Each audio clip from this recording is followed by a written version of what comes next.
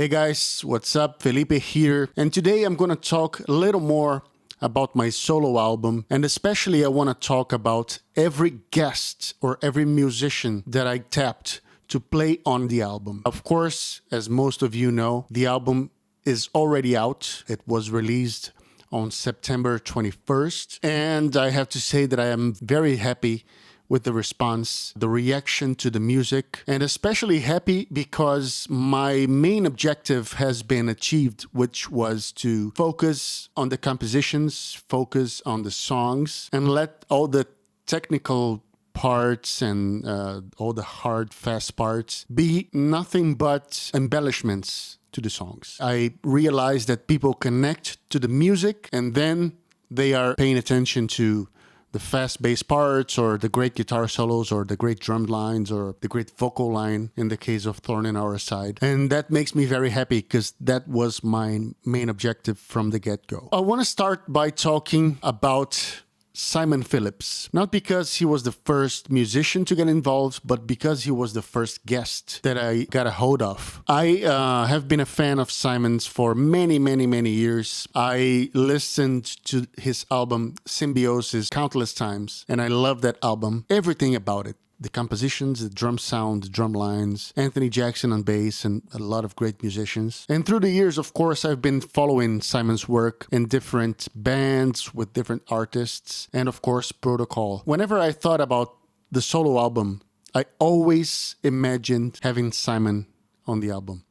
A few years back, when I recorded a DVD in San Francisco with 4Action, which is an instrumental quartet that I have. I contacted Simon to quote his mixing job for the album. We ended up not doing it with him at the time, but I kept his info, his email. And when I decided to finally start recording Resonance, the first musician that came to mind, the first guest, was Simon. So I sent him an email, and I was fortunate enough that he said yes, and he was very nice about it. And he was kind enough to not only provide me with audio, which is to me the greatest drum sound of all time, but he also filmed the whole performance. So that's what you see on the Thorn in Our Side video, which I released a few days back. The first time I listened to Simon playing my song, it was quite a trip. Having been a fan for so long and having admired his way of playing and interpreting the songs, and now listening to him playing my ideas that I first came up with, and of course making it 1,000 times better with his interpretation, was really something. The song Simon is featured on is Thorn in Our Side, which actually has two versions, one with vocals and one without vocals. So he's in two tracks, but it's actually the same song. Now let me talk about a very important character in this whole album story, and that's Dalton Santos, guitar player. I first met Dalton a few years back. He was playing his solo material he has just released. Bruno Valverde was playing with him, and Bruno asked me if I would do a show with Dalton playing his solo material, and I said yes. Bruno and I were good friends, so when he asked, I said yes. And I listened to the songs, of course, and I liked them. So yeah, it's going to be fun. Let's do it. And we did. So we did a few shows supporting the album release at the time. And when I decided to start writing the music, I know myself. And I know that if I work alone, I'm not really productive. I can't really, write a lot of material. I get stuck on little details, on the process itself, and I get distracted quite easily when I'm alone. So I knew that I needed someone to be with me for the whole process. I immediately thought of Dalton, not only because he's a great guitar player, but also because we share the same style, I would say, which is a mixture of jazz fusion and prog metal. We come from kind of the same background musically. We studied and listened to the same artists. Dalton is a very easygoing guy. We had a good rapport from the start. So I called him and asked him if he would do it. And for a few months, Dalton came here to my studio once every week. I think it was like 2 months or maybe 2.5 months. And every Tuesday, he would spend almost the whole day here. And at first, what we did is we started listening to old material, old ideas, old riffs and harmonies, trying to, see if those would work out in a song or not. Once we got past this phase, we started developing ideas from those initial ideas. And in this phase, two very nice things happened. The first one is that we started writing some riffs and harmonies together. And the other one, and to me very important, is that Dalton was the person who allowed me to be more creative. He would say, this idea is cool, do it again, or do more of that, or maybe this, not so much. So he was not necessarily writing with me at this point, but he was like helping me make sense of the things that I did, that sometimes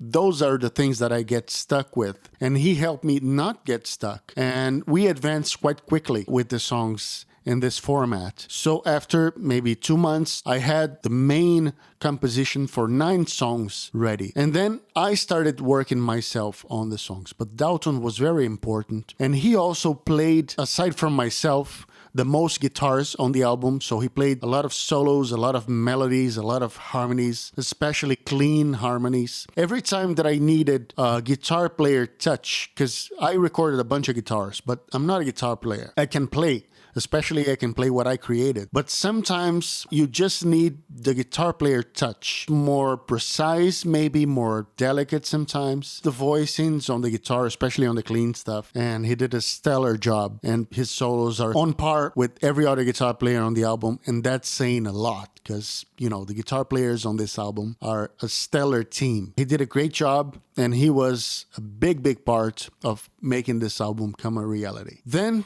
Bruno Valverde, the one who introduced me to Dalton, and he has been my bandmate since 2012 when he joined the Kiko Loureiro trio. And he was pretty young back then, but he already played his ass off. Great drummer, very musical, a lot of vocabulary and dynamics and sensibility to the song. And we really played together, you know?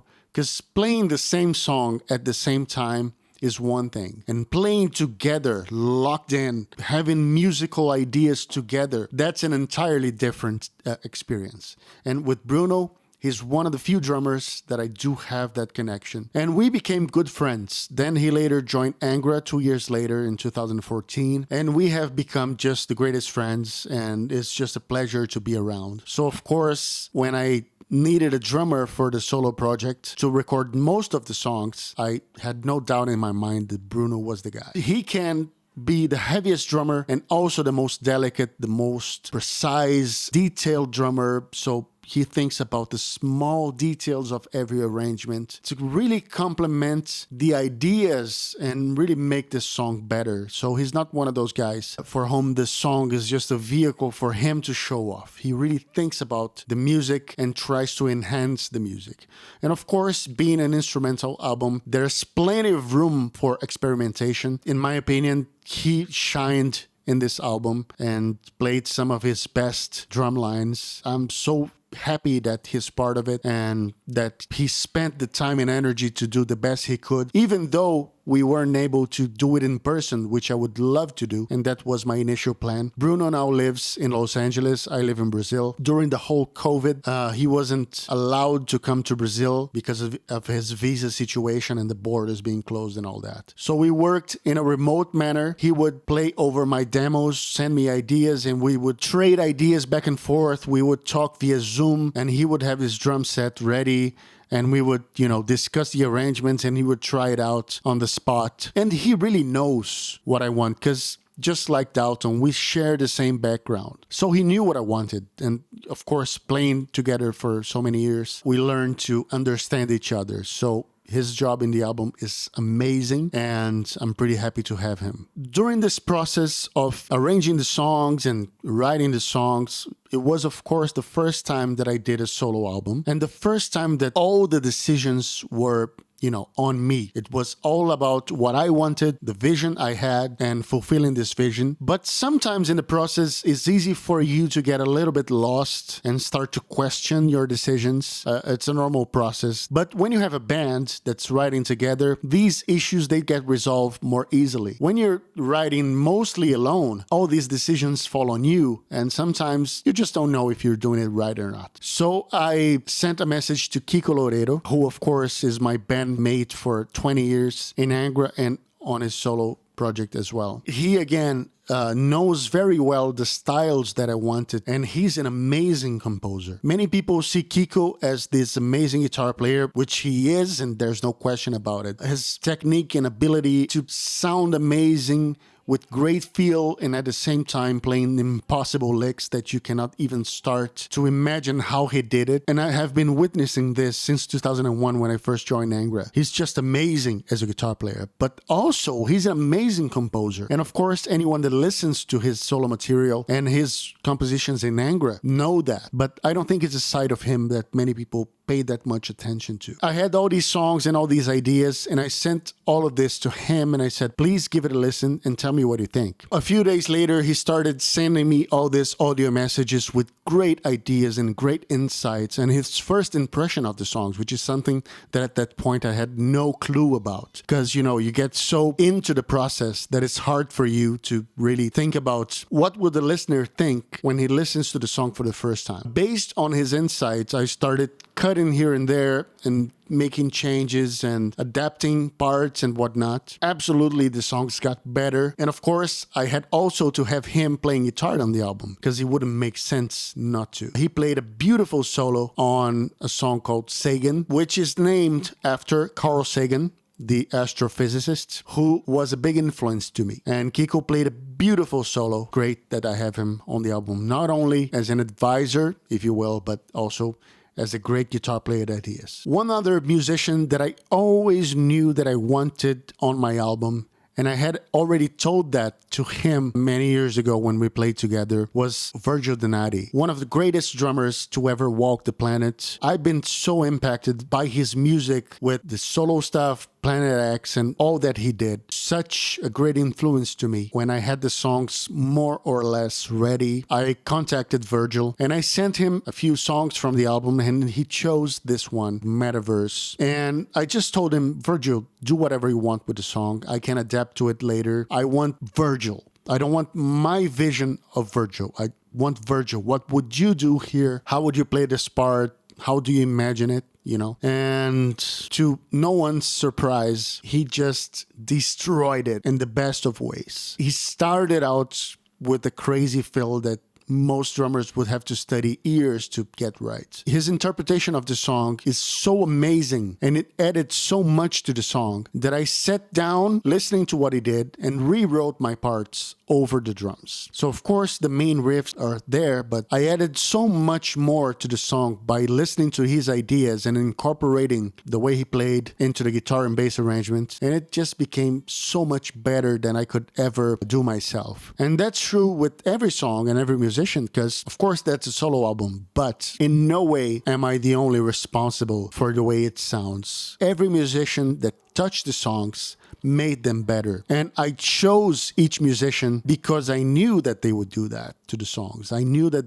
their contribution would, make the songs way, way better than I could ever think if I did it myself. And Virgil made this song way, way better than I could ever imagine. On the same song, I have Virgil's guitar player, who's a friend of mine, André Nieri, a Brazilian guitar player that lives in the US and is just an amazing talent, one of the greatest talents to ever come out of Brazil playing guitar. And he's already made a name for himself outside of Brazil. He needs no introduction to most of you. When the song was done, I knew it had to be him because he would just be the perfect fit. Andre is the nicest guy and an amazing guitar player. So I sent him, of course, the solo section, which he absolutely ripped with an amazing solo that's at the same time very technical but very musical. And that's the characteristic of great musicians. They can unite all these aspects in one solo. And he did also the arpeggiator parts, which were done previously on keyboards. But I said I really wanted to use Andre and his ability to play all these arpeggios with hybrid picking, or finger picking in his case, is not even hybrid, and do something very unique on guitar. And he did an amazing job. I had this one song, which is Down the Line, that has this solo section after the main riff that's more fusion,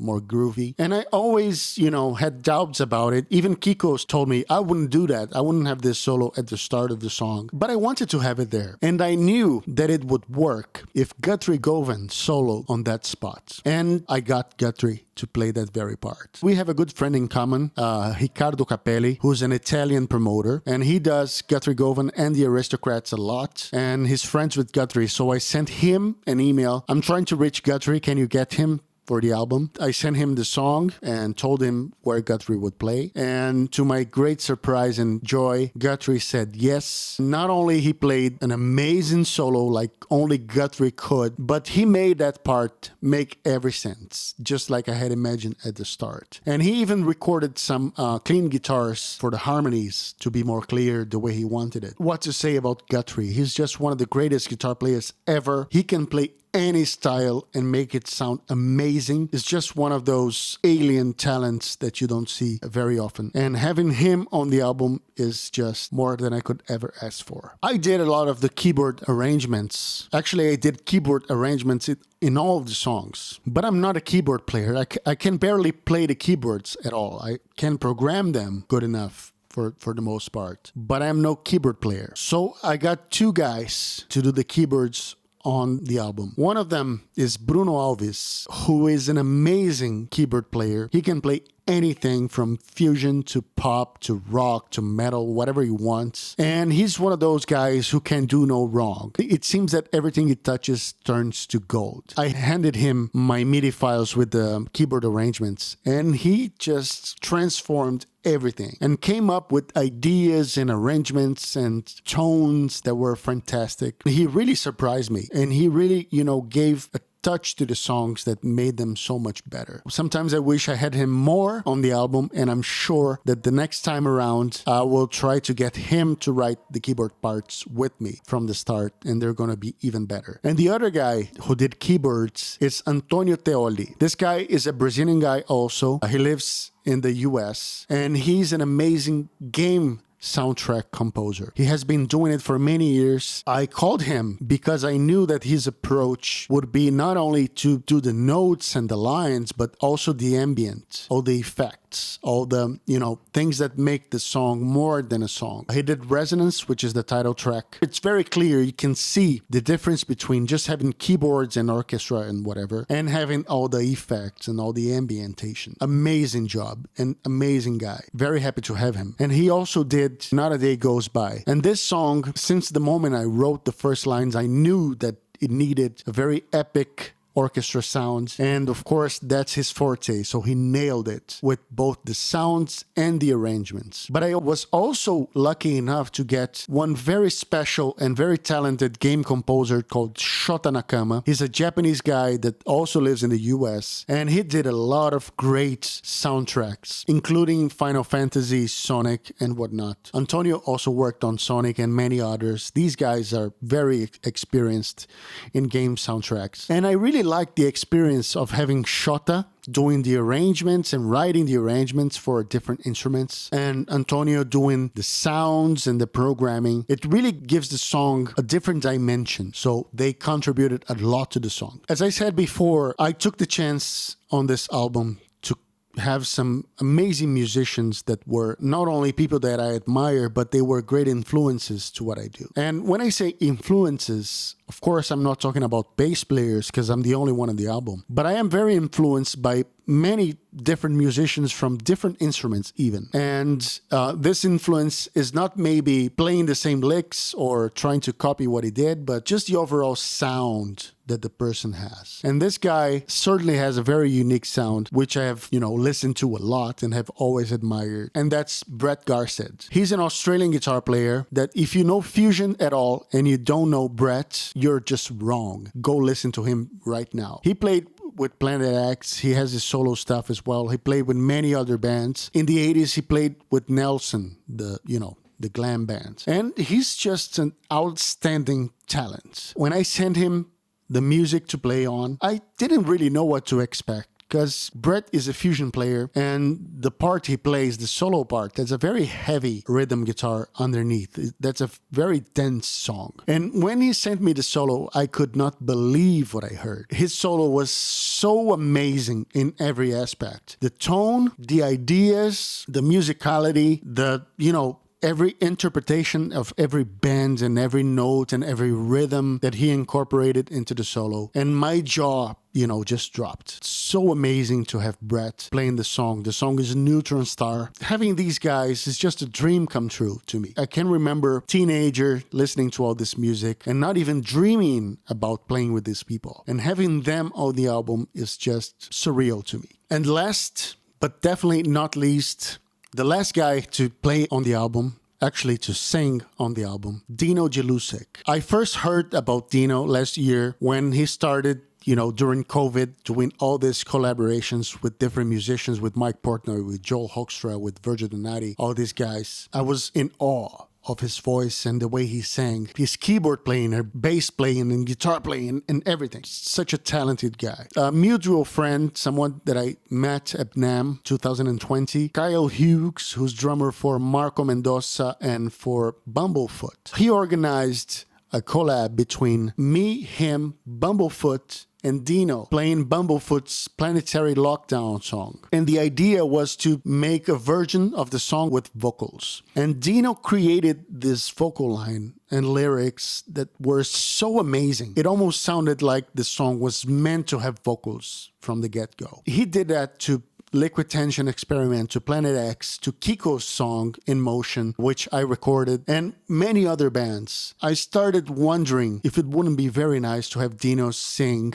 one of my songs. Of course, after the Bumblefoot collaboration, we started being in touch, and I found out that Dino likes my work as well, and we became so far virtual friends. And so I gave him this idea, and he was immediately into it. At first, I had other songs in mind that he could sing on. I had suggested Resonance because to me it sounded like a modern Queensryche with vocals in my head. Still does. I'm still going to make it either with Dino or some other singer. Then shortly after, I released a snippet of Thorn in Our Side, which at the time was called Gent Groove. That was the working title. And when Dino saw Simon playing the song, he said, I want to play on this song with Simon. And I said, sure, man, do whatever you want. All I want is your interpretation of one of my songs. The song was done. It had all the bass melodies, all the guitar melodies, all the solo parts and whatever. And I even said, Dino, do you want me to send you a version without the leads so you can substitute the leads with your vocals? He said, no worries. I'm going to do it over the song you wrote, the way you wrote it, just like I did with all these other songs. And what can I say? He did such an amazing interpretation,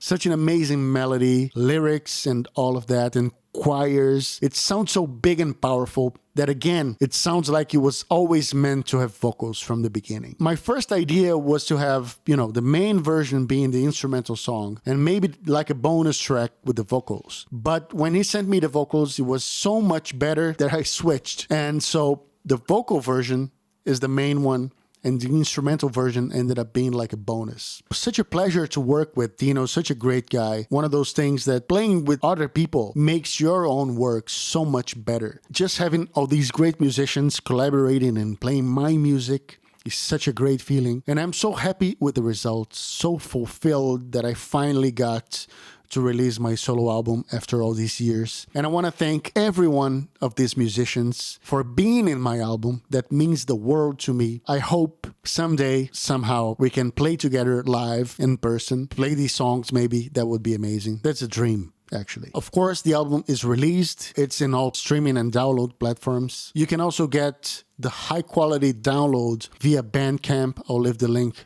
in the description. And you can also have your physical CD, and the next few people that buy the CD from my store will get it signed. Run and get yours while you can. There's also the t-shirt, the songbook with all the bass transcriptions, and much more in my store, so I invite you to check out the link below. Anyways, guys, that's it for today. I hope you liked the video. If you did, press the like button. If you're not subscribed to the channel, please subscribe to the channel, and I'll see you next time.